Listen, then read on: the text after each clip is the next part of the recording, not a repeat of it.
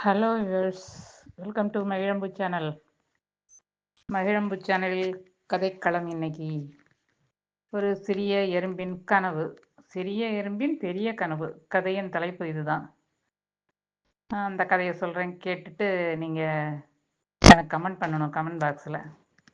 ஒரு காலத்தில் ஒரு பெரிய மரத்தின் அடியில் சிட்டு என்ற பெயருடைய ஒரு சுறுசுறுப்பான சிறிய எறும்பு வாழ்ந்தது.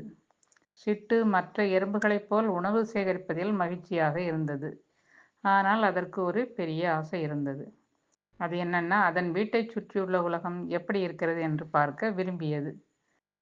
மேலே இருந்து அது வீட்டை சுற்றி உள்ள வியூஸ் பார்க்கணுன்னு அதுக்கு ஒரு ஆசை, உயரத்திலிருந்து பார்க்கணும்னு.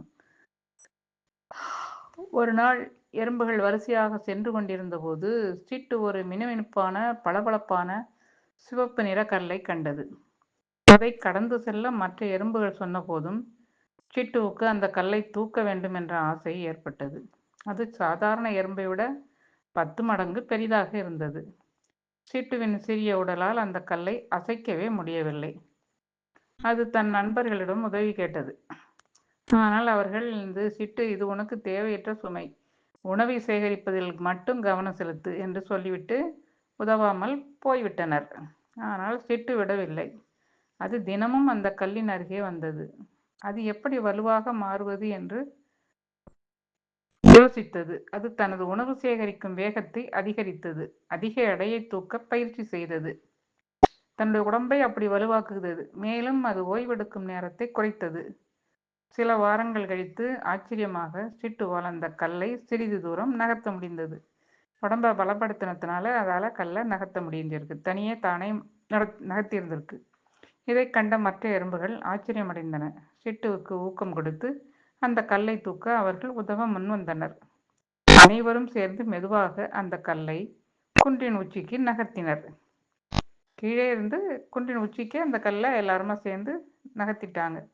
குன்றின் உச்சியில் அந்த கல்லை வைத்தபோது சிட்டு அதன் மீது ஏறி நின்றது. அங்கிருந்து ஒரு தூரத்தில் இருந்த வயலில் அந்த கல்லின் மேல் ஏறி நின்று குன்று மேலே ஏறிடுச்சு.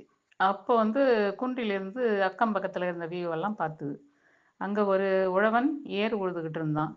ஆகாயத்தில் விதவிதமான பறவைகள் பறந்தன. மேகம் உலா வந்தது. நிலா அதுவும் காய்ந்தது. எல்லாத்தையும் பார்க்க பார்க்க அதுக்கு ஒரு புது உலகமாகவே தெரிஞ்சுது. இப்படி ஒரு உலகம் இருக்கிறதே நமக்கு தெரியலையே, இவ்வளோ நாளும் இதெல்லாம் நம்ம கவனிக்காமல் விட்டுட்டோமே அப்படின்னு உயரத்தில் அந்த சீனெல்லாம் பார்க்கும்போது அதுக்கு அது ஒரு புதிய உலகமாகவே இருக்குது. அது சந்தோஷப்பட்டது. அதை பார்த்துட்டு மற்ற எறும்புகளும் அதுங்களும் பெருசாக நம்மளும் இனிமேல் ஆசைப்படணும், அது மாதிரி நம்மளும் எதையாச்சும் சாதிக்கணும் அப்படின்னு கற்றுக்கிட்டாங்க. இதுலேருந்து என்ன தெரியுதுன்னா, நம்முடைய இலக்கு பெருசாகவே இருக்கணும். எவ்வளோ பெரிய இலக்கு பெருசாக இருந்தாலும் நம்மளுடைய கடுமையான முயற்சியினால் அதில் வெற்றி காண முடியும், அந்த இலக்கை அடைய முடியும். அதனால் எதையுமே பெருசாகவே ஆசைப்படணும், பெருசாகவே நினைக்கணும். நம்மளால் முடியாதுன்னு நம்ம நினைக்கவே கூடாது அப்படிங்கிறது தான் இந்த கதையோட நீதி. சின்ன விஷயமா இருந்தாலும் பெருசாகவே அதை நினைக்கணும். நம்மளால் முடியும்னு நினைக்கணும், அதை முடிச்சும் காட்ட முடியும். கதையோட நீதி அதுதான். நம்ம பெருசாகவே நினைக்கணும் எதை